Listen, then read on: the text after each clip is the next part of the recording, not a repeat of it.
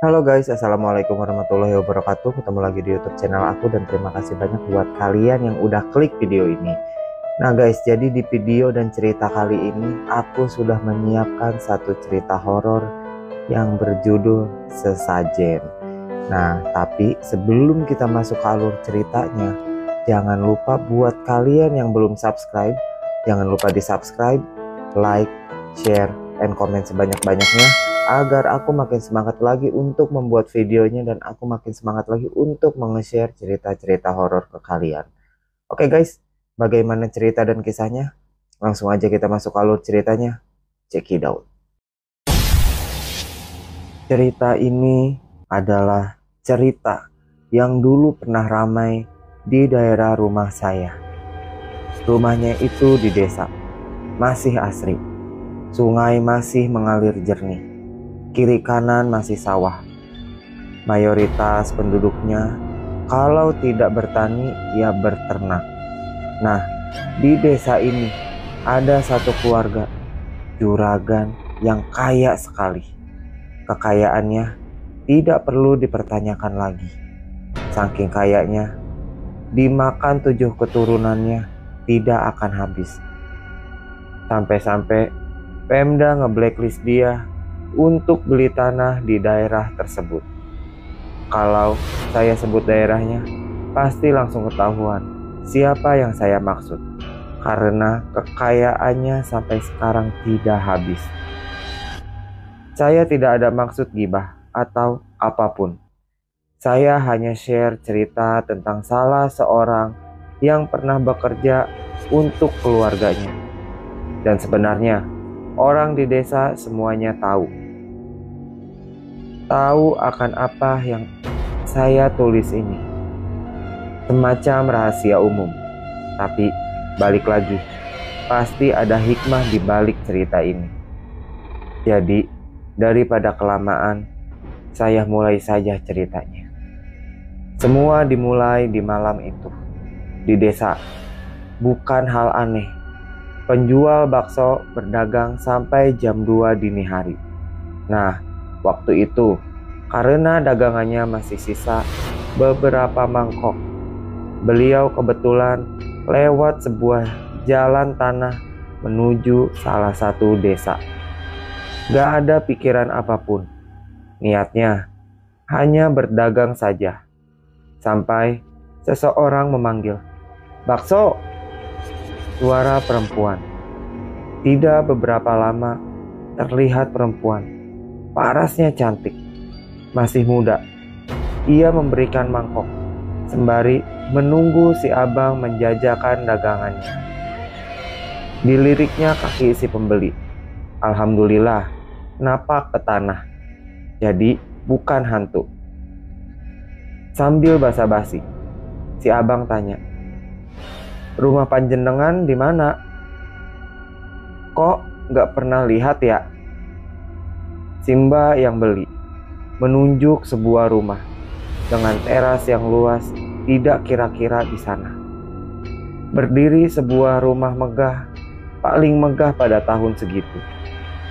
Di antara rumah lain di desa ini, tidak ada yang tidak kenal rumah itu. Rumah Cipto. Begitu orang dulu memanggilnya. Karena rumahnya memang milik keluarga yang paling terpandang, paling kaya, sekaligus paling berkuasa di desa itu. Setelah bertanya itu, si penjual bakso kembali basa-basi. Mulai bertanya dari siapa mbaknya sampai ke ranah pribadi. Mbaknya menjawab ala kadarnya bahwa ia adalah abdi. Si penjual tidak paham maksud abdi. Yang ia pikirkan itu adalah bahwa ia bekerja pada keluarga Cipto tadi. Di tengah obrolan sembari menyelesaikan dagangannya, tiba-tiba si Mbak mengatakan sesuatu kepada si penjual. "Besok lewat sini lagi ya bang. Jamnya kalau bisa jam segini lagi. Saya akan beli lagi bang." Setelah itu, si mbaknya masuk ke gerbang pagar dan menghilang di balik pintu rumah. Aneh, baru pertama kali seorang pedagang keliling memiliki pelanggan tetap di jam tertentu. Selama hampir 5 hari, si abang lewat jalan itu, dan seolah-olah pesan si mbak seperti sebuah tanggung jawab yang harus abang itu penuhi. Bahkan saat dagangannya akan habis, selalu ia sisakan satu mangkok hanya untuk menjualnya pada si mbak yang bahkan tidak ia tahu namanya. Di malam yang ke-6 itu, saat melewati tempat itu, si penjual bakso mendengar suara perempuan menangis. Takut, ngeri, suaranya terdengar sangat sedih.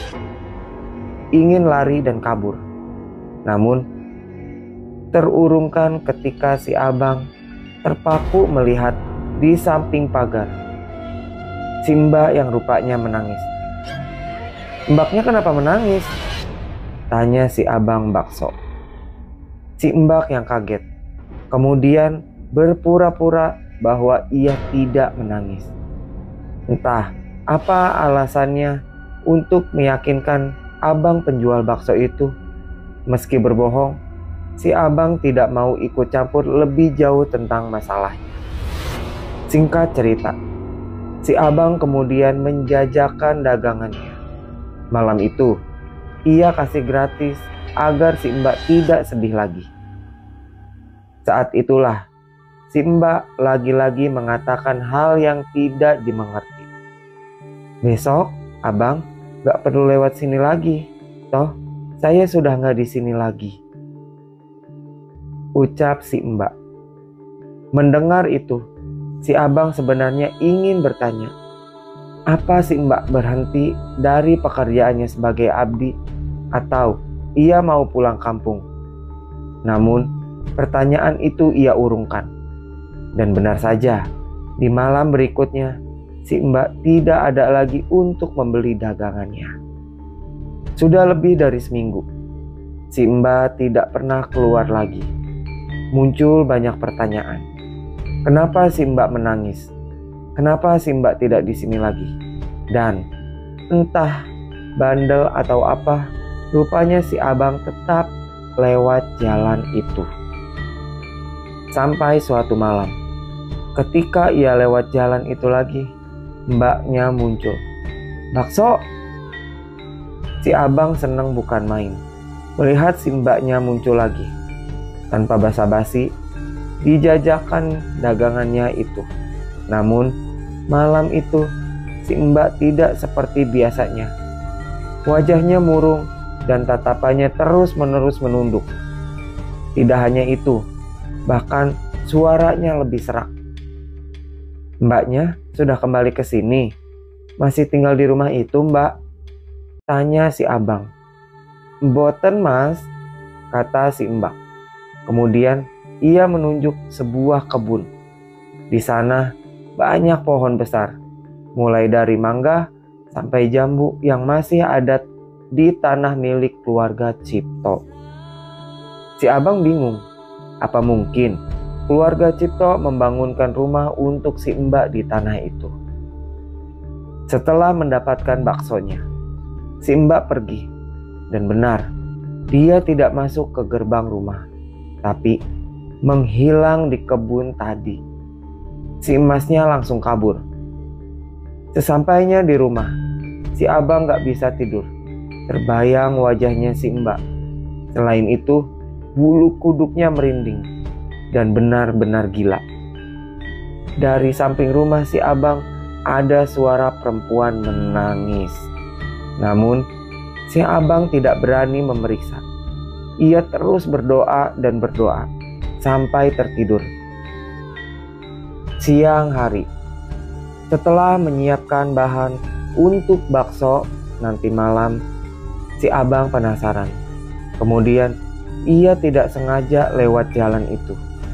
Tanpa pikir panjang, ia parkirkan sepeda ontelnya lalu masuk ke kebun itu.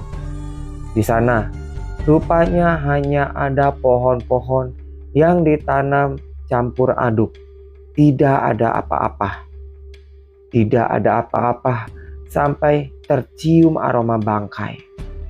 Ketika si abang melihat ke atas pohon mangga, si abang terperanjat melihat si mbak tergantung dengan mata terbuka lebar, lidahnya menjulur keluar.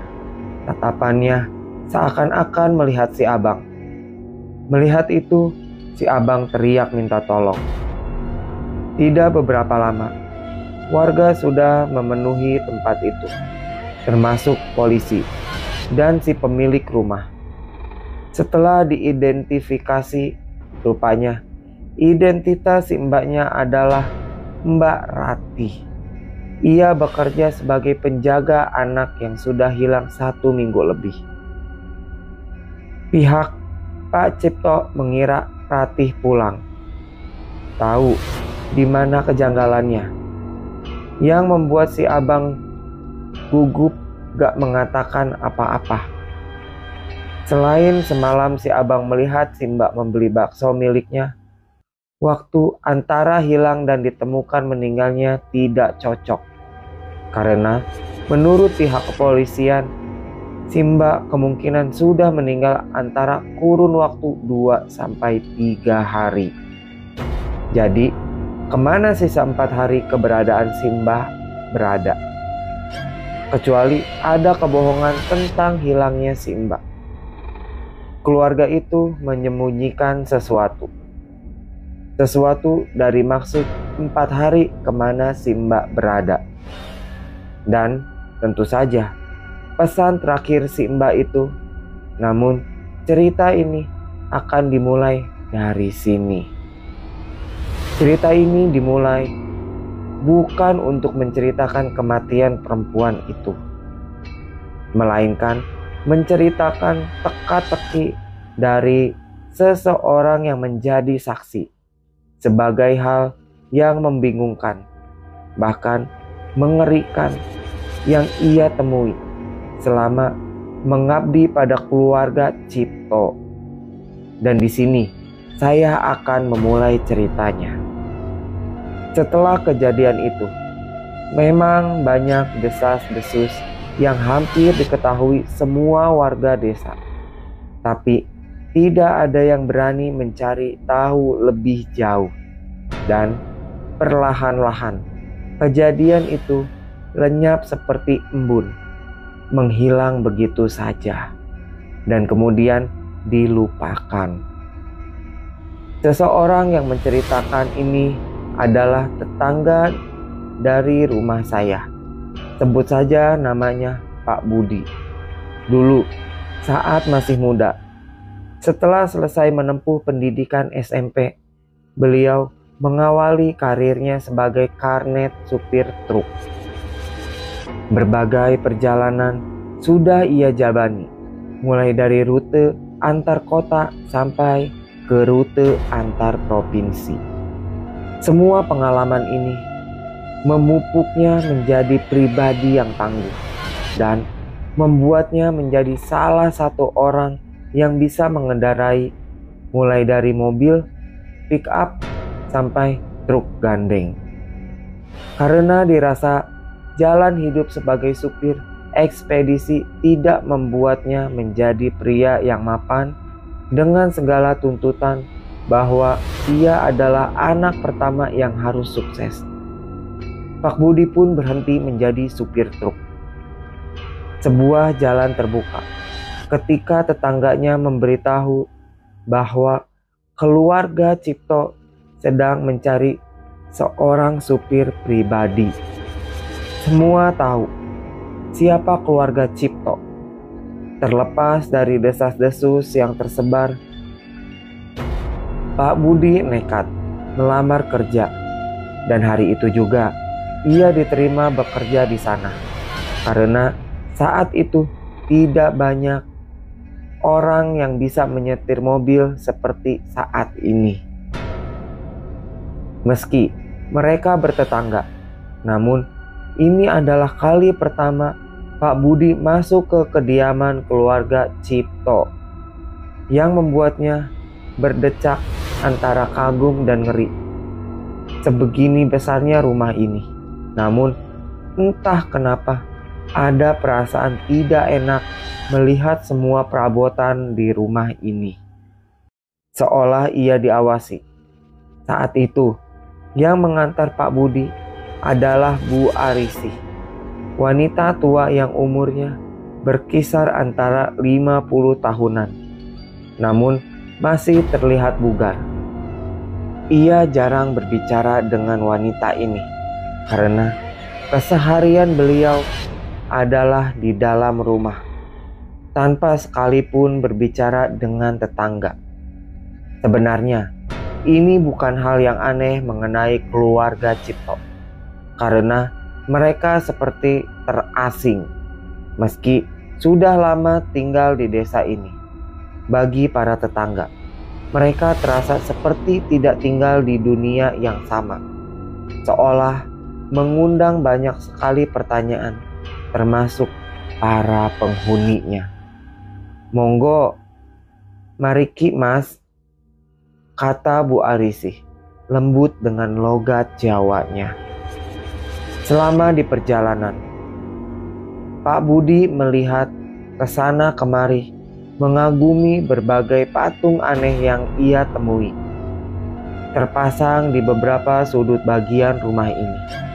Gaya desainnya benar-benar masih kejawen. Saat itulah ketika Pak Budi menikmati pemandangan itu, matanya teralihkan pada sebuah pemandangan mencegangkan.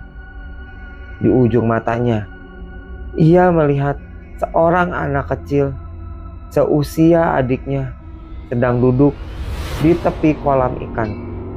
Ia melihatnya lama dan kemudian teralihkan pada seorang wanita. Wanita ini berdiri tegap di belakang si anak, dan cara dia melihat Pak Budi benar-benar tidak mengenakan, karena ia melihat Pak Budi masih dengan postur tubuh tegap. Hanya bola matanya yang mengikuti kemana Pak Budi pergi. Di sudut bibirnya, ia seperti tersenyum menyeringai. Ketika Bu Arisih membuka pintu melewati beberapa bagian dalam rumah, sampailah ia di sebuah ruangan terlihat seperti gazebo yang terbuat dari kayu jati. Di sana ada seorang wanita tua, lebih tua dari Bu Arisih. Ia duduk di atas kursi goyang. Matanya terpejam. Namun, belum beberapa langkah Bu Arisih mendekati si wanita, tiba-tiba ia bicara dan membuat Pak Budi tersentak karena kaget. Nah guys, jadi ceritanya bersambung sampai di sini dulu ya guys. Di next video akan aku lanjutkan ceritanya. Nah, semoga kalian suka dengan cerita dan videonya. Tapi jangan lupa buat kalian yang suka dengan cerita dan videonya, jangan lupa di subscribe, like, share, and comment sebanyak-banyaknya agar aku makin semangat lagi untuk membuat videonya dan aku makin semangat lagi untuk nge-share cerita-cerita horor ke kalian. Oke guys, sampai berjumpa di video selanjutnya dan di lanjutan ceritanya, and bye-bye.